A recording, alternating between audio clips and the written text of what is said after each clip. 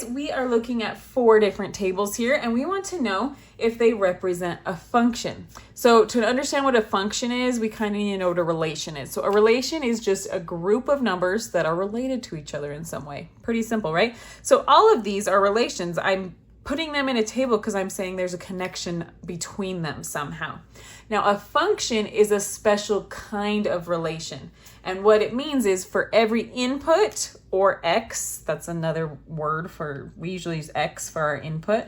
For every input, there should be exactly one output, which another way of saying that would be every x should only have one y. So if that seems kind of weird, if you remember when we've made tables before, if you have an equation like y equals 2x plus 1, and you wanted to make a table, well, you pick a number for x, like we could pick 2, right? Plug it in, 2 times 2 is 4, plus 1 gives me 5.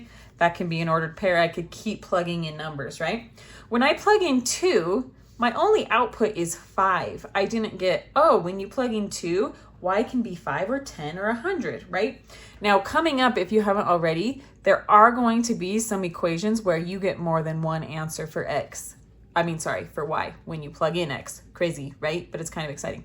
Those are not considered functions. For it to be a function, every x should only have one y. So let's go ahead and look at this table. So I've got all these different x's, 3, 2, -4, -5, -7. My x's don't repeat, so each one only has one y.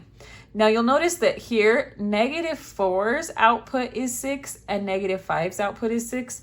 That's okay. My output can repeat, my input cannot. So this one does represent a function, yes. This one, if you'll notice my inputs here, I've got 13, 10, another 10, 5, and 0. So whatever we were inputting this into to get the output, when I plug in 10, the output was 4 and -2. Now, that just means it's not a function. It's still a relation. We could still graph this, but it's not a function. Let's look at this one.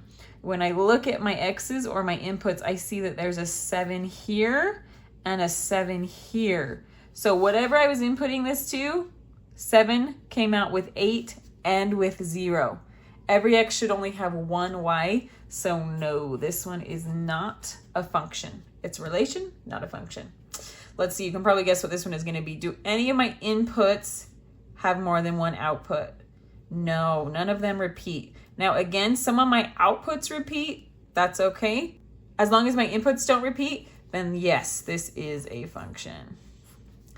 All right, if you need some more examples or if that felt a little bit too fast, I will link a playlist for you in the corner to check out some other videos. Thanks.